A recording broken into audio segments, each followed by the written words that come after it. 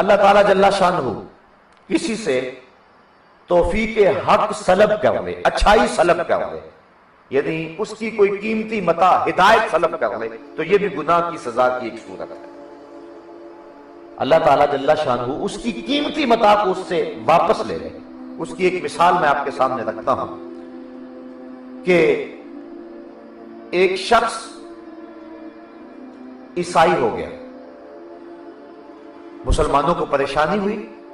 اچھا بھلا متقی پرہیزگار نمازی شخص تھا، عیسائی کیوں ہو گیا؟ چند علماء مل کے گئے کہ اسے پوچھیں کہ اسلام کی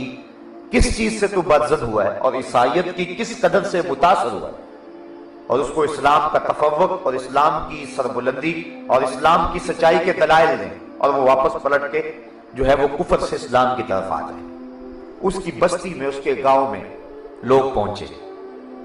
علماء کرام نے کہا کہ تو اسلام سے بدزن ہو گیا اور کفر عیسائیت میں چلا گیا، کون سی اسلام کی قدر تھی جس نے تجھے دور کیا، اور عیسائیت کی کس قدر نے تجھے قریب کیا؟ تو وہ کہنے لگا اصل ہوا اس طرح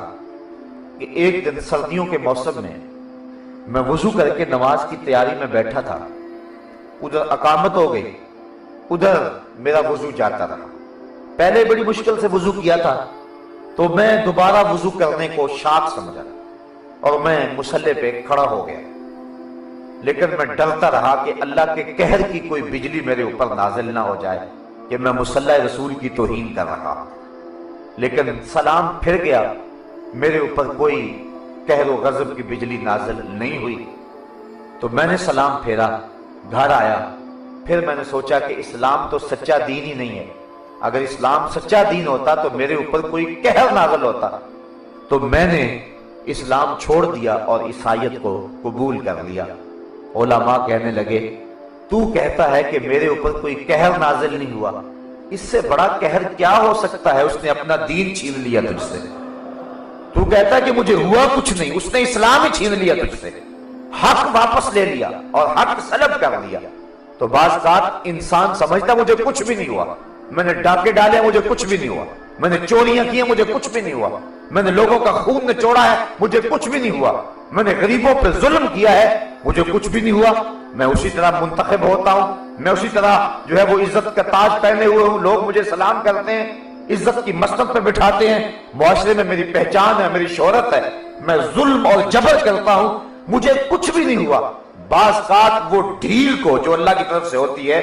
اس کو اللہ کی خوشنودی سمجھ لیتا ہے، اور بعض اوقات جو ہے وہ اللہ تعالیٰ جل شانہ اس سے جو حق سلب کر دیتا ہے، اچھائی کرنا اس سے جو ہے وہ سلب کر لیتا ہے۔ وہ جس منصب عہدے پہ پہنچا وہ چاہتا تھا، اور چاہتا تو وہ لوگوں کو عدل دے سکتا تھا، لوگوں کو انصاف دے سکتا تھا، معاشرے میں امن قائم کر سکتا تھا، اچھائیوں کو فروغ دے سکتا تھا، لیکن وہاں پہنچ کر بھی اس کو اس کی توفیق نہ ہوئی، اور وہ سمجھتا ہے کہ میں گناہ پہ گناہ کیے مجھے کچھ بھی نہیں ہوا۔ میاں اس سے بڑی تیری بدبختی کیا ہے کہ اللہ تجھے اچھائی کرنے کی توفیق ہی نہیں دے رہا ہے۔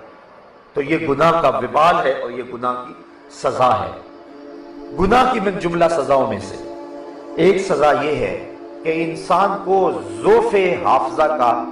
مرض پیدا ہو جاتا ہے، اس کا حافظہ کمزور ہو جاتا ہے اور علم چھن جاتا ہے۔ حضرت امام شافعی علیہ رحمہ آپ فرماتے ہیں کہ میں حضرت امام وکی بن جراح الکوفی کے پاس گیا اور میں نے ان سے کہا کہ میرا حافظہ کچھ کمزور ہے، تو میرے لیے کوئی علاج تجویز کیجیے۔ امام شافعی بہت بڑے شاعر ہیں، انہوں نے اس واقعہ کو اور اس بات کو جو ہے وہ ایک شعر میں بیان کیا۔ فرماتے ہیں شکوت عند وکیل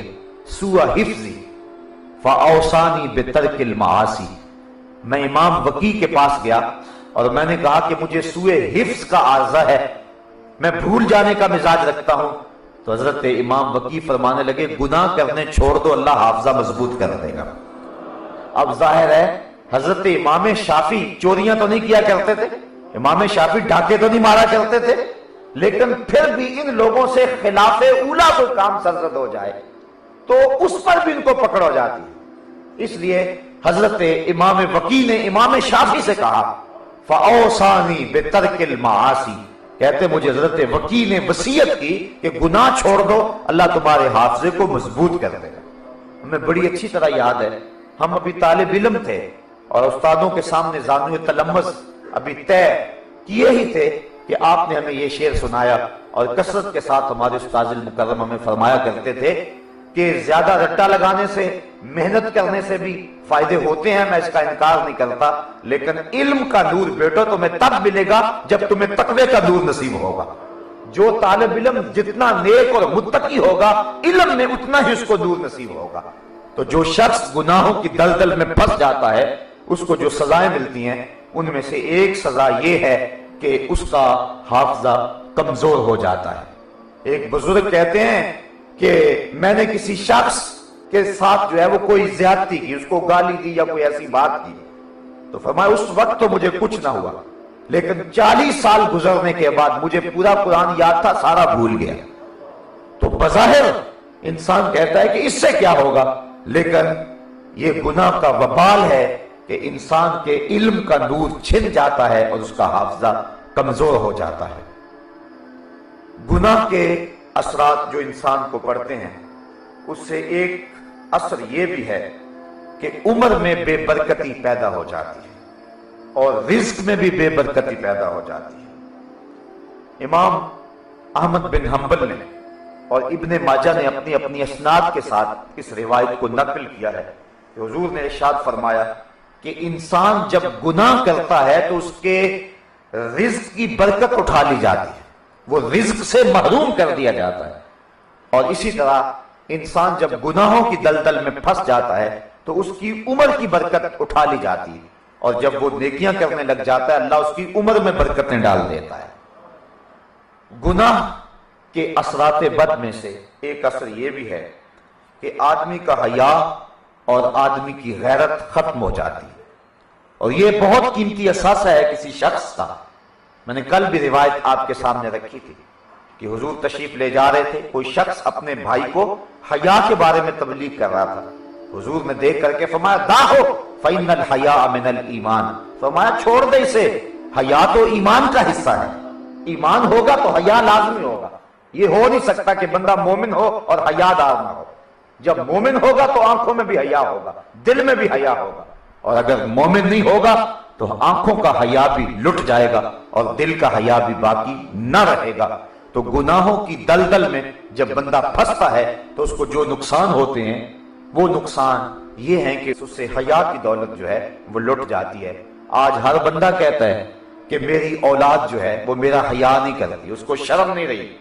اس کی آنکھوں میں غیرت نہیں رہی، شاید کسی نے تعویذ ڈال دیے، کسی نے تعویذ گھول کے پلا دیے جس کی وجہ سے ہمارے گھر کے اندر یہ دولت نہیں رہی، اولاد میرا کہا ہی نہیں مانتی ہے۔ تو میں کہتا ہوں کہ اپنی اولاد کو نیکی کے راستے پہ ڈالو۔ حضور نے فرمایا تھا 7 سال کی اولاد ہو انگلی پکڑ کے مسجد کا راستہ دکھاؤ، 10 سال کی ہو جائے نماز نہیں پڑھتی تو مار کے پڑھاؤ۔ علموا اولادکم 3 خصال، اپنی اولاد کو 3 چیزیں ضرور سکھاؤ، حب نبیکم وحب اہل بیتہ وتلاوت القرآن، ایک تو اپنے نبی کا پیار سکھاؤ اور ایک اہل بیت رسول کا پیار سکھاؤ، اور تیسرا فرمایا قرآن کی تلاوت سکھا دو۔ جب تم اپنی اولاد کو یہ نور دو گے اور وہ نیکی کے راستے پہ چلے گی، کبھی شکایت نہیں ہو سکتی ماں باپ کو کہ میری اولاد میرا کہا نہیں مانتی۔ میں نے ایک شخص کو کہا جو اپنی اولاد کا رونا رو رہا تھا، میں نے کہا تو رسول اللہ کا کہا مانا تھا کہ آج تیری اولاد تیرا کہا مانے؟ حضور نے کہا تھا 7 سال کی ہو جائے تو انگلی پکڑ کے مسجد کا راستہ دکھانا۔ تو نے اپنی اولاد کو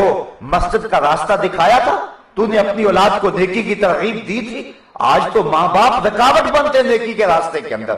اگر کوئی بچہ دین کی راہ پہ چلنے لگ جائے، ماں باپ کہتا تو مسیحی ہو گیا۔ کوئی بچہ حضور کی سنت کو چہرے پہ سجانے لگ جائے، وہ کہتا بھی تیری عمر ہی نہیں داڑھی کی۔ میں کہتا ہوں اگر عمر نہیں تھی تو داڑھی آئی نہیں تھی، داڑھی آئی اسی وقت ہے جب عمر ہوئی ہے۔ تو یہ عجیب فلسفے بگارنے لگتے ہیں، ماں کہتے پتر ابھی میں تیری شادی کرنی ہے۔ تو یہ عجیب عجیب ہم خود روکتے ہیں، اور پھر کچھ ہم محنت کرتے ہیں، پھر کچھ معاشرہ کھینچ کے لے جاتا ہے، پھر وہی بچہ ماں باپ کے بھی پھر قابو میں نہیں آتا۔ اگر پہلے دن آپ نے اپنی اولاد کو حضور کی چوکھٹ پہ اور اپنے رب کی دہلیز کھڑا کیا ہوتا تو اسی مصطفیٰ جان رحمت نے فرمایا ہے رضا اللہ فی رضا الوالد، وَسَخَطُ اللَّهِ فِي سَخَطِ الْوَالِدِ، اللہ کی رضا والدین کی رضا میں اور اللہ کی ناراضگی والدین کی ناراضگی میں ہو ہی نہیں سکتا تھا کہ وہ اولاد آپ کے سامنے اونچی